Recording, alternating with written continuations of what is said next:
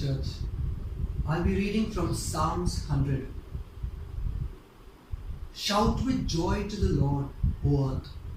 Worship the Lord with gladness. Come before Him, singing with joy. Acknowledge that the Lord is God.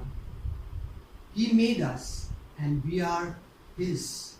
We are His people, the sheep of His pasture. Enter His gates with thanksgiving, and go into His courts with praise. Give thanks to Him and bless His name. For the Lord is good, His unfailing love continues forever, and His faithfulness continues to each generation. Lord, at this time we come before You. We come before You, praising You and lifting Your name on high, Lord.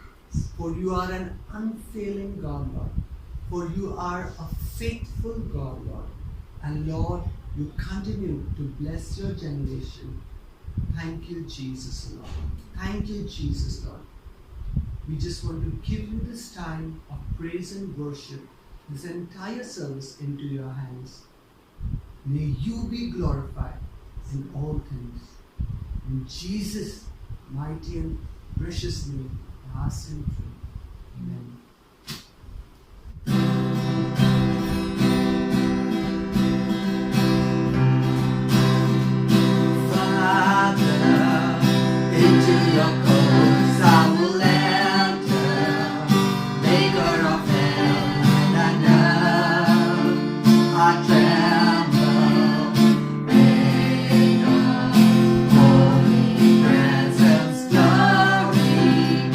Glory and your sight.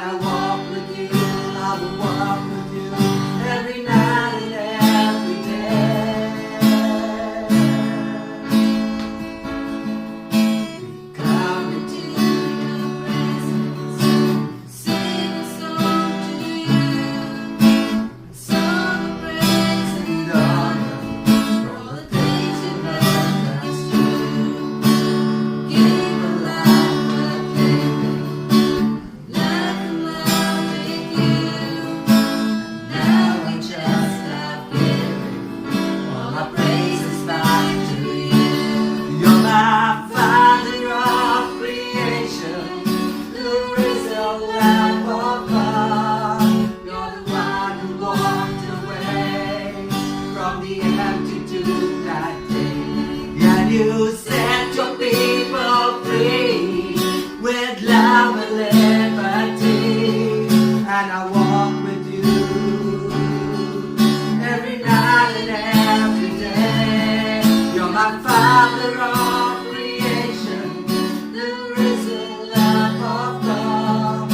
You're the one who walked away from the empty tomb, walked away. And you set your people free with love and liberty. Liberty. I will walk with you I will walk with you every night and every day. And I walk with you, I will walk with you every night and every day. My Father of creation, the risen Lamb of God. You're the one who walked away from the empty tomb that day.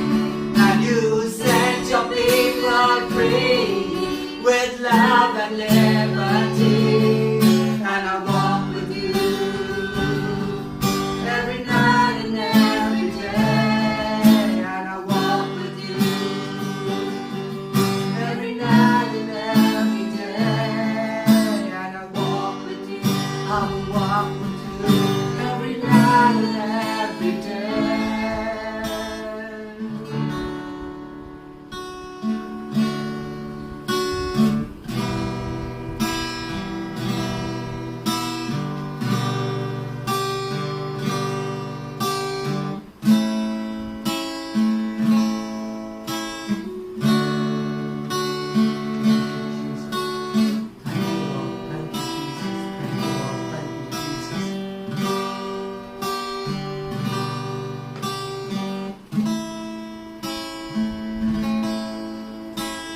Yes, Father. You are the Father of all creation. You are the risen Lord. Yes, Lord. We bow before the King of Kings and the Lord of Yes, Lords. Lord. For you alone deserve all the glory and the honor. Yes, Lord. All our worship, O God, belongs to you and you alone, O Yes, Father. my Lord. Here we are, O God, Yes, before your God. throne, Yes, Lord. giving you all the glory and all the honor. Yes, We Lord. declare you the Lord of our lives. Yes, Lord. We declare you the Lord of our house. Yes, We Lord. declare you the Lord of our church. Yes, Lord. We declare you the Lord of the universe. Yes, my God. And we pray, Father, that we would worship you, Lord, for who you are, O God. We want to thank you, Father, for a God that you are, for giving your Son for us. We were not worthy, Lord, but still, you came for us, Lord Jesus. You came for us and died, so that we would be called your children, and we could call you Father. Not just Father, but our Father. Yes, my Lord. We want to thank you. Yes, Thank Lord. you for this privilege, Lord, that you have given us. Yes, God. Thank you, Jesus. Thank you, Lord. Thank you, Jesus.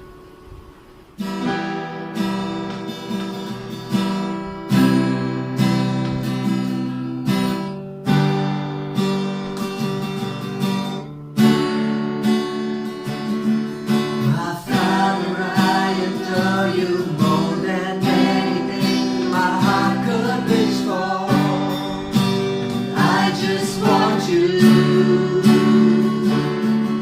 And Jesus, my beloved Savior, everything I have, I owe to you.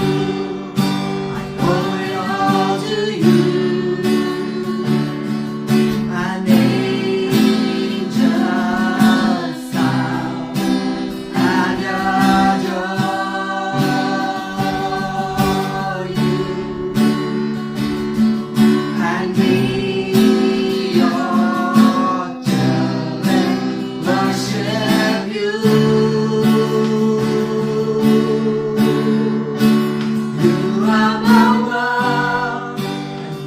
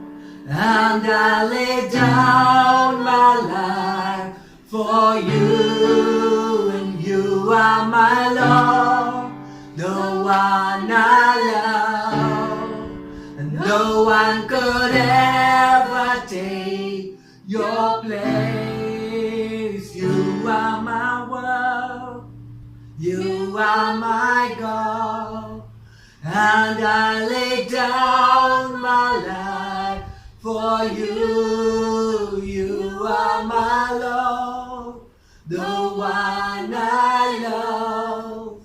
No one could ever take your place.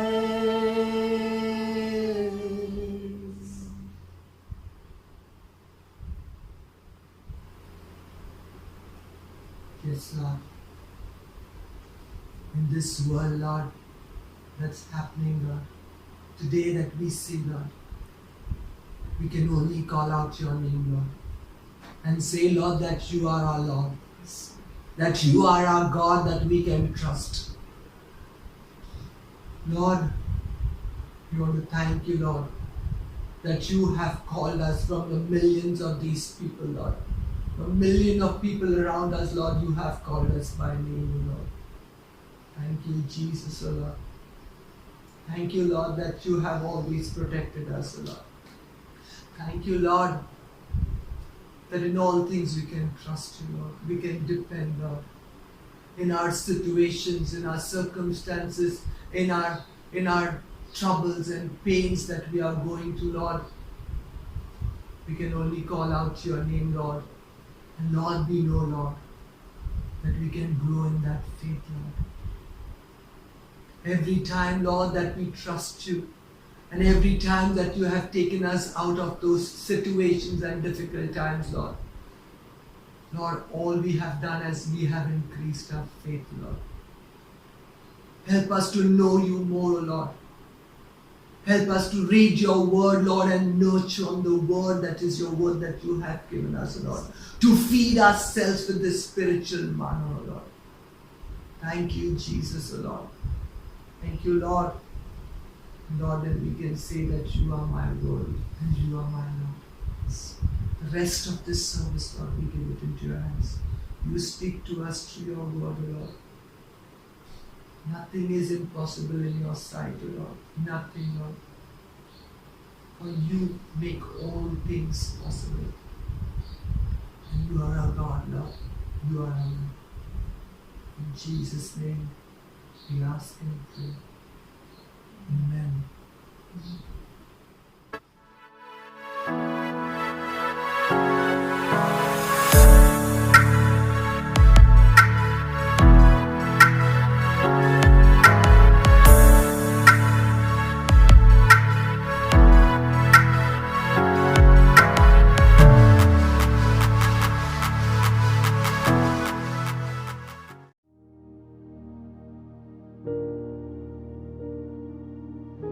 Good morning, church. Hope and pray that you all are doing well. Thank you for joining in today. I would like to thank Edric's and worship team for leading us into a wonderful time of worship. It's a blessing and joy to praise and worship our Lord. So last Sunday we have seen Pastor taught us through Luke chapter 5, wherein he taught us that Jesus meets us, or he wants us to grow from shallow faith to a deeper faith. So today I will be bringing yet another story of miracle of Jesus and its significance in the journey of our faith. Today the scripture that I have chosen is from John chapter 6 verses 1 through 14. The same account of this miracle is also stated in Mark chapter 6 verses 30 through 44, Luke chapter 9 10 through 17, and Matthew chapter 14 from 13 through 21. So before we begin, let us all join our hearts in prayer. Let us all pray. Lord, I want to thank you and praise you for the life that you have given us. Thank you that your blessings are renewed every day. Thank you, Lord, you are the same yesterday, today, and tomorrow. Thank you, Lord, for your love, grace, and mercy upon us. Lord, today when I share your word, Lord, you anoint me, you lead me and guide me. Let your word be spoken through my mouth. Lord, I also commit each one of us into your precious hand. Lord, let your word speak through our hearts. Help us, Lord, so that we get attuned to listening to your voice, Lord. Lord, you are the way, truth, and the life. Help us, Lord, so that we walk in your light. Once again, I commit each one of us into your precious hand. I pray in Jesus' holy and precious name. Amen. So let me proceed by reading from chapter 6. The title of my sermon is In the Hands of God. Now let me read John chapter 6. Jesus feeds the 5,000. Sometime after this, Jesus crossed to the far shore of the Sea of Galilee, that is the Sea of Tiberias, and a great crowd of people followed him because they saw the signs he had performed by healing the sick. Then Jesus went up on a mountainside and sat down with his disciples. The Jewish Passover festival was near. When Jesus looked up and saw a great crowd coming towards him, he said to Philip, "Where shall we buy bread for these people to eat?" He asked this only to test him, for he already had in mind what he was going to do. Philip answered him, "It would take more than half a year's wages to buy enough bread for each one to have a bite."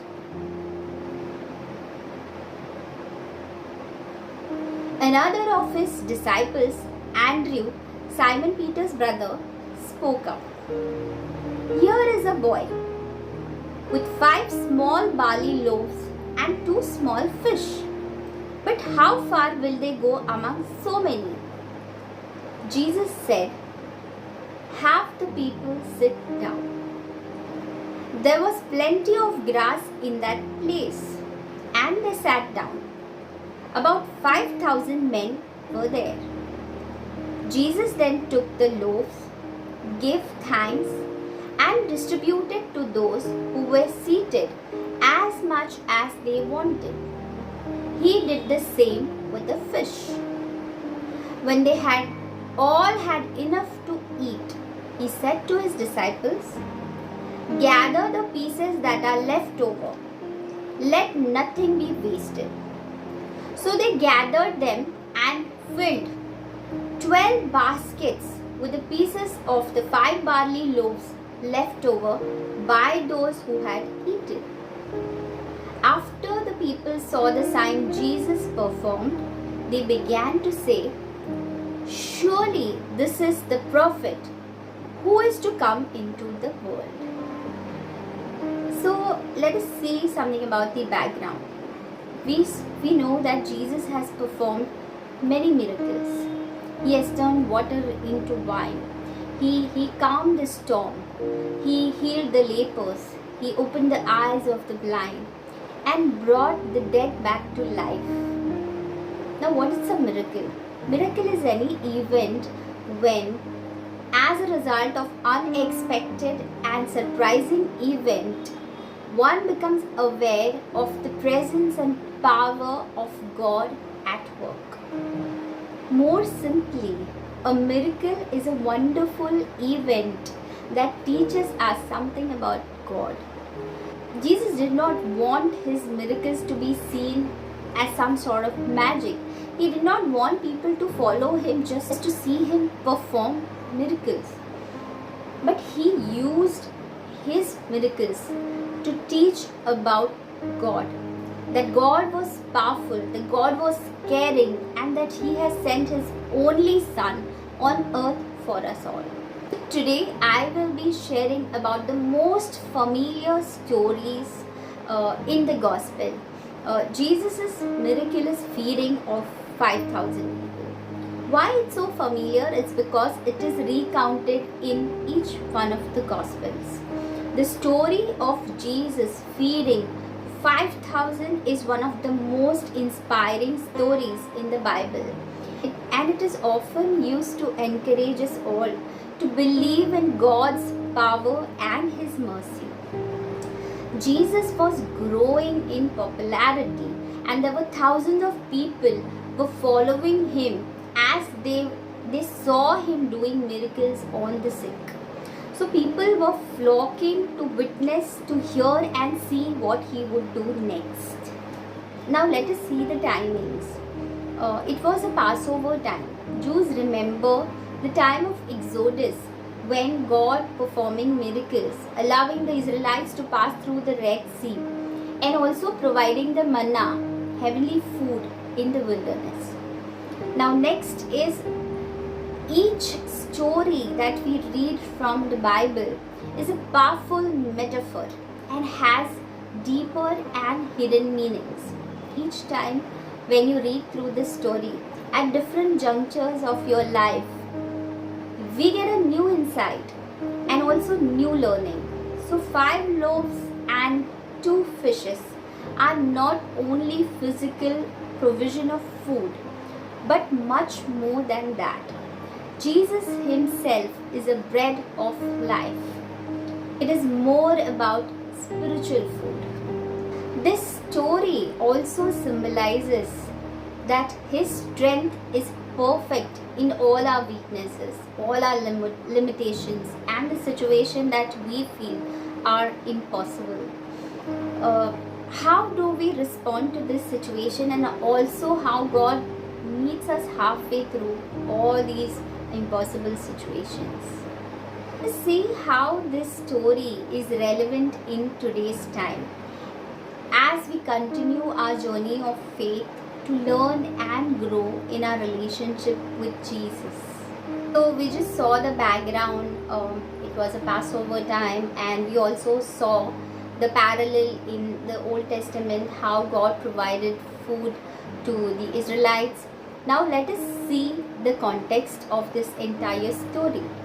As for the context, we find Jesus and His disciples with Him heading to the other side of the Sea of Galilee. It is also called the Sea of Tiberias. But as Jesus traveled to the other side of the Sea of Galilee, a large crowd has begun to follow Him. As the text says, they followed Him because they saw the signs that He was doing on the sick. Verse 2 says, they do not follow Him because He is the Son of God, but because of His miracles. Jesus goes up on a mountain and sits down with His disciples. This is where it seems He may have wanted some peace and quiet, but the crowd was coming towards Him. But Jesus quickly adapts to the situation. As the crowd approaches, Jesus has concern for their physical welfare. And then He asks the question to Philip 5, which reads, where are we to buy bread so that these people may eat? The text tells us He said this to test Him, for He Himself knew what He would do. See how Philip answers Jesus. He answered Jesus saying, 200 denarii worth of bread would not be enough for each of them to get a little. This was a large crowd indeed. It can't feed 5,000 men, plus likely thousands more women and children. He was doing his calculation. So aren't we to respond similarly? In our life, when we face certain situations, we start calculating all our resources. We start taking stock of our finances and other resources. There is nothing wrong in doing that. But at the same time, this calculation and analysis it may lead us to a spiral of fear, anxiety, and hopelessness. So, it is not only enough to analyze and calculate our situation, but there is something much more to be done in such cases, in such situations. So, mere calculation and analysis is not enough. While Philip counted the cash, Andrew counted the goods. He found a boy with 5 barley loaves and 2 fish. So he found the resources. So you see some teamwork happening there. But like Philip, how Andrew responded? Andrew concluded that they were far short of what was necessary to feed the crowd. He says of the fish and loaves, what are they for so many? So you see there is this desperate situation that is brewing, at least in the minds of disciples. Jesus knew from the beginning what he was planning to do. He was planning a miracle. His 4th recorded in John's Gospel. Into the desperation was the fact that it was late in the day. The chance to find food was nearing to the end of the day, and all would have to go to sleep hungry if nothing was available. You had been through such days wherein you were desperately searching for resources or help or solution for the problems that you were facing. I personally had encountered many such days either in my personal and my professional life, wherein throughout the day I struggled and I was at my wits' end finding solutions and resources. But at the end of the day, when I did not have a way out of them, I felt depressed. I felt guilty that I couldn't give my best at my workplace, or I couldn't give quality time to my child or to my family. We often experience such situations in our lives. So let us see how Jesus would respond to such desperation. Jesus very calmly says, "Have the people sit down." That tells us in verse 10, there was much grass in the place. Earlier we have seen that it was a Passover time, and Passover festival falls in spring, so the grass was much greener. John also tells us now that the crowd was about 5,000 in number. This is the number of men in the crowd.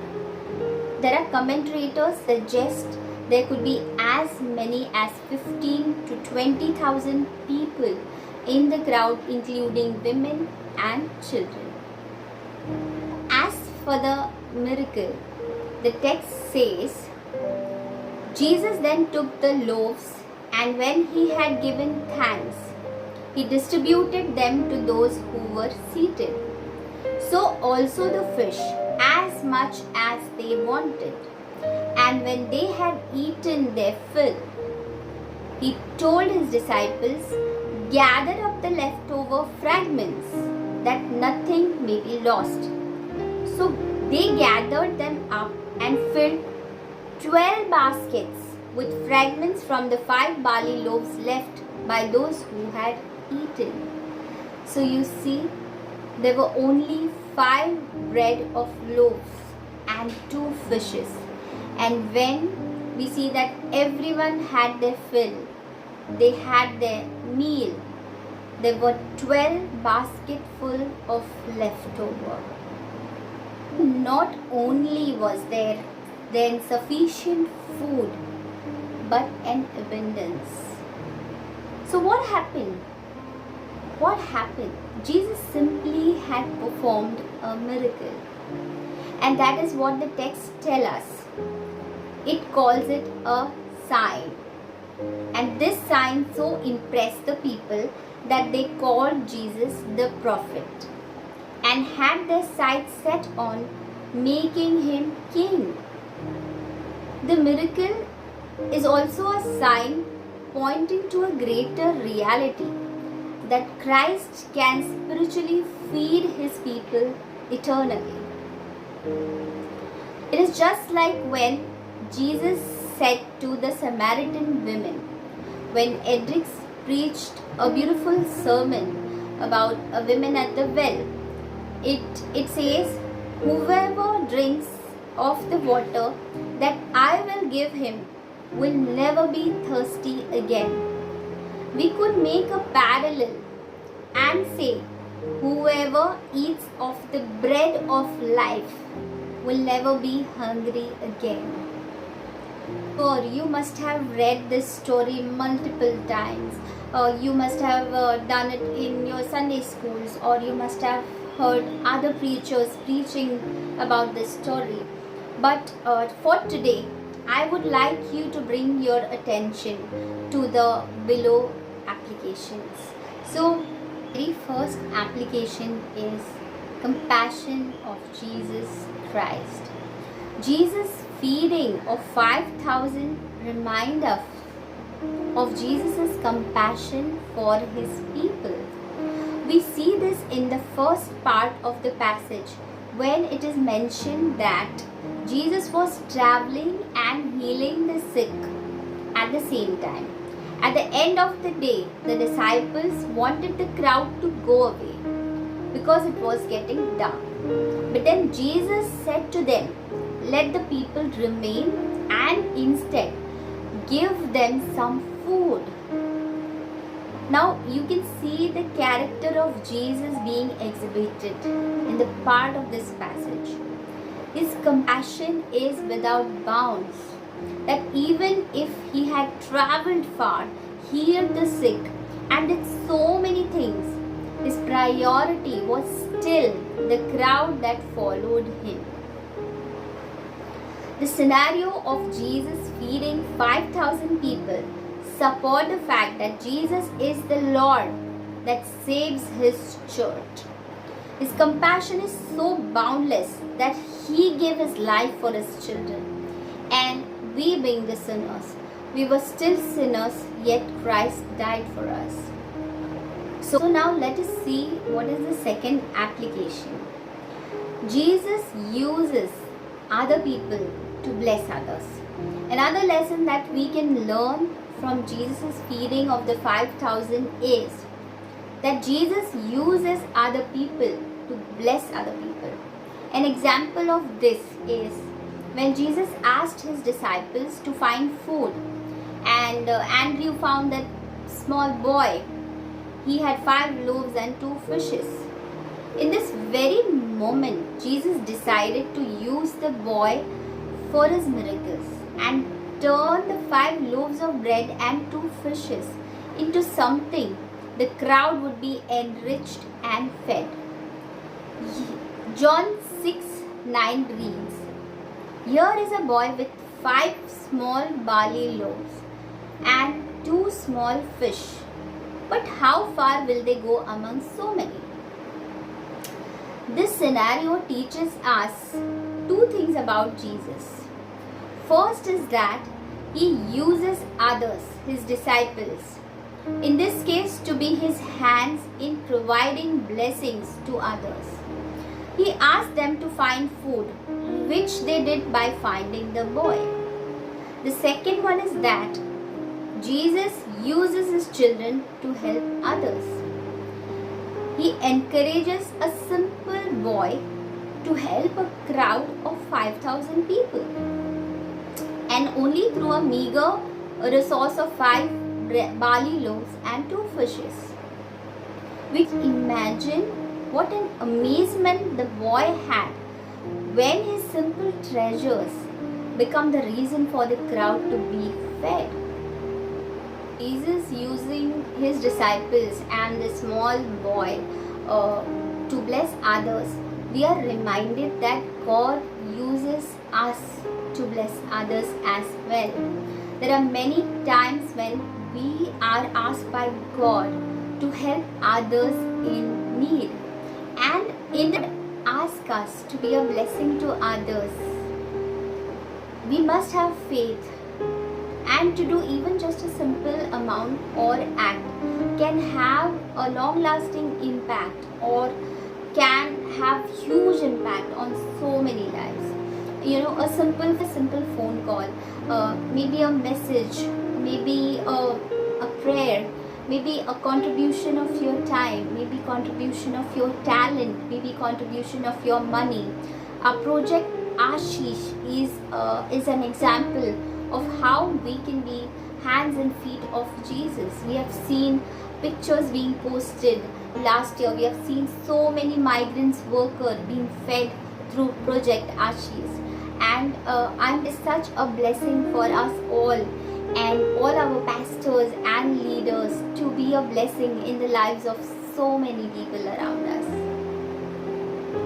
In the first application, we saw that how Jesus is so compassionate towards his people, towards all his sheep. We are like those lost sheep, and he's our shepherd.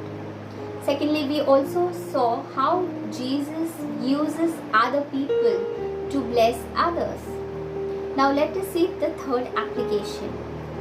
Jesus is big enough for any expectation. So another lesson that we can learn from the feeding of the 5,000 is that Jesus is big enough for any of our expectations. Here he surpassed expectations. He is ultimate. This means that Jesus provides every need and he exceeds. We are reminded about this in the passage. John 1 verse 3. I will read for you. As stated, all things came into being through him, and apart from him, nothing came into being that has come into being. So, fourth application. Nothing we face here on earth is too big for God. So when I say that, how does that make you feel? Another lesson is that there is no great obstacle that we cannot face because we have God. God is always larger than everything, especially our obstacles. This is why we should not be anxious. Now let us see another verse. Matthew chapter 6, 25 through 27. I will read it for you. Therefore I tell you, do not be anxious about your life, what you will eat or what you will drink, nor about your body, what you will put on. Is not life more than food and body more than clothing? Look at the birds of the air. They neither sow nor reap, nor gather into barns, and yet your heavenly Father feeds them. Are you not of more value than they? And which of you, by being anxious, can add a single hour to his span of life? This story is a gentle reminder to our daily Christian lives that nothing we face here on earth is too big for God. Jesus is big enough for any of our obstacles, any of our issues, any of our concern, any of our expectation. And he uses other people to bless others. And ultimately, he is very, very compassionate for his people. Through his miracle, we are reassured of the love of God, which is never ending. The fifth application. Never judge your problem in the light of your own resources. Have you ever been in a desperate situation, unable to see a way out?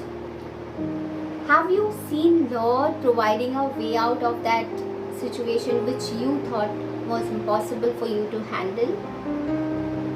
How many times you have felt that it's over now, I can't go any further, or life is over, there is no hope? These troubled times have given rise to many situations. There were many cases of domestic violence, there were many people who were divorced, and there were many people who died by suicide. There are many families who lost their members to the COVID. We have seen, in fact, the pandemic of many mental health concern, and we have seen people losing their jobs. Hundreds of people, we have seen migrant workers moving from one place to the other. Now, what is the problem that is hovering in your mind? When you take the inventory of the resources that you have to deal with the problem in your life, we feel that we fall short, we are inadequate, we are insignificant. And even if we try and put all our resources together, still we can't solve those problems that we face. But all these things is impossible for God. Bring all those issues and concern in the presence of God. Let me read a verse. 2 Corinthians 12:9a says, "My grace is sufficient for you, for my power is made perfect in weakness." Trust in the Lord through all those circumstances and situations which seem beyond your control. There is this concept of circle of control. The more we focus on things that are beyond our control, we are paralyzed by fear, anxiety, and if we constantly think about future, that again sends us into spiral of anxiety and hopelessness. Our only hope and trust is in Jesus, who alone feeds needs of men. The Lord, through all the circumstances and situations, those are beyond our control, is the key. So trusting in Him, knowing that His strength is perfect in our weakness, our insufficiency. Things that are impossible for us are possible for God. And that if we take a stock of the situation of our life, and if we look back, we know there were hundreds of things and situations that were beyond our human control, but God was there with us. And this reminder again put us back, reassuring that He is with us today and He is going to be with us forever. So this is a reminder for all of us that Jesus is above all our expectations. He is above and beyond everything that we can expect. He is far bigger than the problem that we face today. He is beyond that. And He is concerned not only about the food that we eat today, but also about the spiritual food for the eternal life. So with this note, I would like to end my sermon here. Thank you for joining in. Have a blessed Sunday.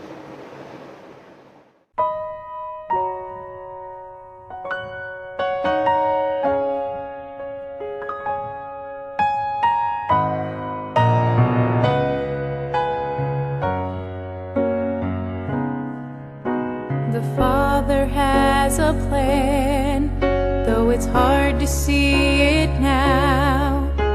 You feel you're walking all alone, but He is there, no doubt. When the storm around you rages and you're tossed to and fro, when you're faced with life's decisions and not sure which way to go, stand still and let God move. Standing still is hard to do.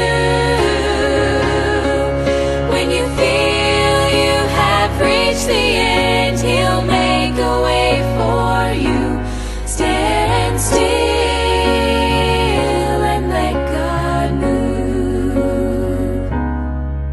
When the enemy surrounds you and the walls are closing in, when the tide is swiftly rising and you wonder where He's been, friend, there never was a moment that His arms weren't reaching out. You can rest assured and be secure. God is moving right now. Stand still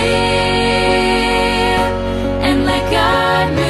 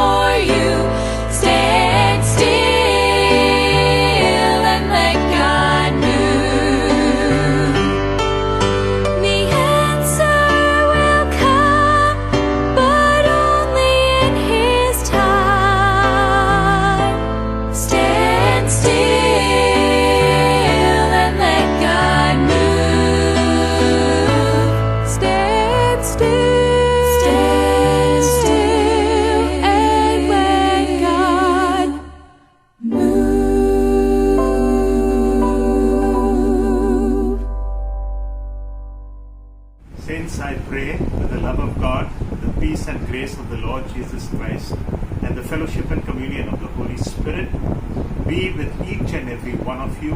And the people of God said, Amen and Amen. God bless you.